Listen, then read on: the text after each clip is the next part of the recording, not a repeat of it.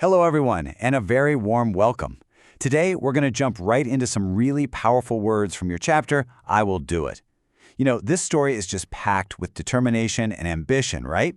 And the words we're about to learn, they capture that spirit perfectly. So let's get started and see how we can make these words a part of our own vocabulary. So, here's our game plan for today. We've got 15 new words to tackle, but don't worry, we're going to break them down into 3 easy-peasy sets of 5. This way, you can really focus on each word, and it'll make revising them super simple later on. Okay then, are we ready to go? Let's dive straight into our first set of words. Now, I want you to do a couple of things for me. Listen really closely to how I say the word, try to paint a picture of its meaning in your head, and maybe even think about how you could slip it into a conversation. Ready? Let's do this. Our very first word is avid. Say it with me, avid. So what does it mean to be avid? Well, it just means you have a really strong interest or, a real enthusiasm for something. For example, are you an avid cricket fan? Or maybe an avid gamer? It means you just love it. Some similar words or synonyms are keen and enthusiastic. And the opposite? Well, that would be apathetic or indifferent, which basically means you couldn't care less. Now, in Telugu, we'd say tivramaina asaktigala. Let's look at the example from our book. His father was a high school teacher and an avid reader of English literature. In Telugu, this means, Ayana Nana, oka high school teacher, Mariu Ayanaku, English literature shadavadamante, chala tivramaina asakti hundidi. And just so you know, the word can change its form a bit. We have avidly, which is the adverb, and avidity, the noun. Okay, next up we have aspirants. Let's say it together, aspirants. So who is an aspirant? Well, it's simply a person who has big dreams, strong ambitions to achieve something. Actually, all of you are aspirants for a great future, aren't you? You have hopes and goals. Words like candidates or hopefuls are pretty close synonyms. There isn't a perfect opposite, but you could think of someone as a non-seeker. In Telugu, we call them asavahulu.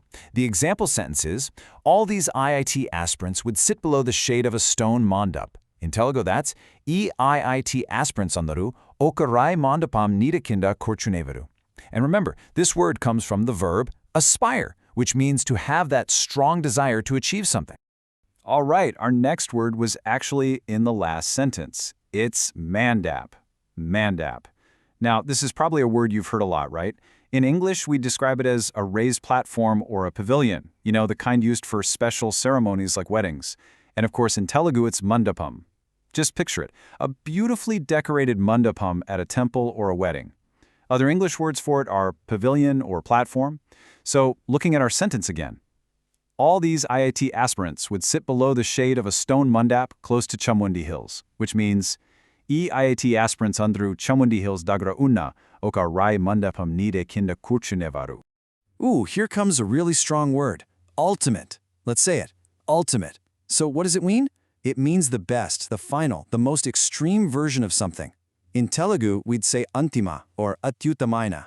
Let me ask you, what is your ultimate goal in your studies? See, it's that final, most important goal.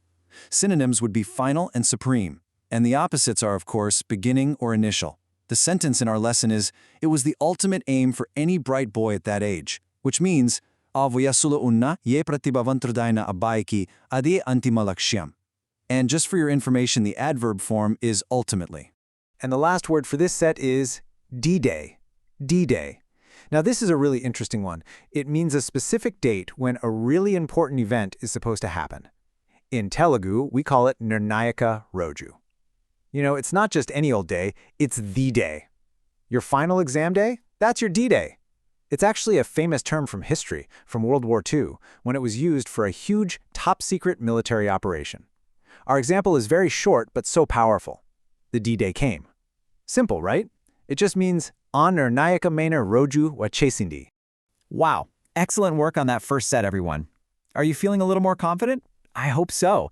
Let's keep this momentum going as we build up our word power with our second set of words.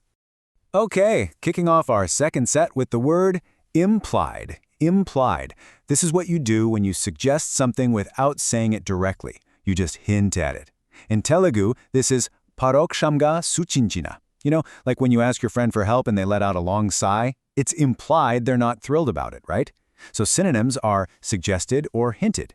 The opposite would be explicit or stated, where you say it out loud. Our example is, when he said good, it implied okay. This means, atanu good ani cheppinapudu, dani artham okay ani parokshamga suchincharu.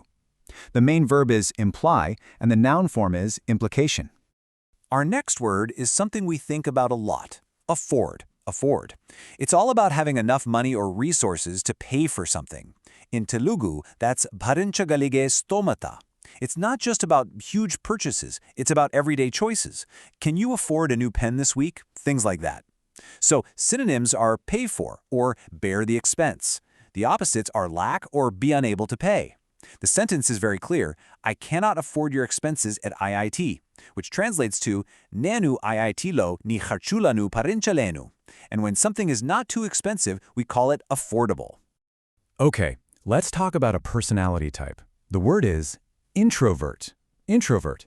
An introvert is usually a quiet, more reserved person who is often quite happy in their own world of thoughts and feelings. In Telugu, we'd say antarmukudu. And you know what? It's really important to remember that being an introvert is a great thing. They are often amazing thinkers and super creative.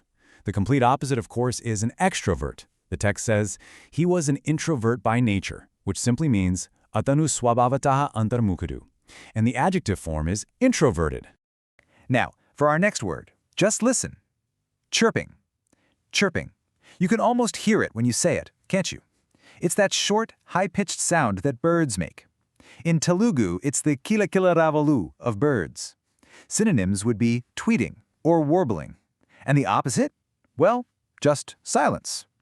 The example really paints a nice picture. The noise was like the chirping of birds. In Telugu, a sabdam pakshula kila-kila ravalu laga undindi. The verb is to chirp, and if a person is really happy and lively, you might even say they're feeling chirpy. And the last word for this set is drizzle. Drizzle. This word perfectly describes that very light rain. You know, when it falls in tiny little drops? In Telugu, we call this churu jalu. Imagine that light, misty spray on your face on a cloudy day. That's a drizzle. It's definitely not a downpour or a deluge. Those would be the antonyms. The example is super simple. It had started to drizzle. And in Telugu, it's just as easy. Chiru jalu mudalayandi. Fantastic work. 2 sets are done, and we just have 1 more to go. You guys are doing an amazing job. We're on the home stretch now, so let's keep that energy high and really master these last 5 words. All right, first up in our final set is motionless. Motionless. The meaning is right there in the word, isn't it? Motionless. It just means not moving or stationary. In Telugu, kavali kaleni or nishchalamaina.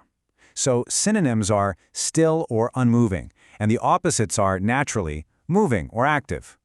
Let's look at the example. Yet he stood there motionless. So even with a lot going on, he just stood completely still. In Telugu, that's ainakuda atano akara nishchalamga nilabadadu. The root word here is the noun motion. Okay, our next word is a very important one. Ethically. Ethically. This is all about doing things in a morally good and correct way. In Telugu, naitikamga. You know, acting ethically is about doing the right thing, especially when no one is looking. Like if you find a wallet full of money on the street, the ethical thing to do is return it. Synonyms include morally and honorably, and the opposites, unethically or corruptly. The example in the book is fantastic. Showed other Indians it was possible to earn wealth legally and ethically. In Telugu, that's Itrula bhartelaku, nijaitiga mariu naitikamga, sampada sampadinshadam sadhyamani chupinchadu. The noun form is ethics. Let's check out this next word, pioneer. Pioneer. So who's a pioneer? A pioneer is one of the first people to explore or create something totally new, basically showing everyone else the way forward. In Telugu, we'd say, margadarskuru. Can you think of any pioneers? Maybe someone like C.V. Raman in science, or the people who first explored space? Other words for it are innovator or trailblazer. The opposite, of course, is a follower. The example says, he became a pioneer of India's software industry, which means, Atanu India software perishramaku maragadarskuraga mari. He was one of the very first, and he really paved the way for so many others. All right, next up we have icon. Icon. An icon is a person or even a thing that's so well known that it represents a whole idea. In Telugu, Adrasamurti. For so many of us, Mahatma Gandhi is an icon of peace and nonviolence. Who's a modern icon for you? Maybe in sports or music. Synonyms are symbol or idol. And something that is like an icon is called iconic.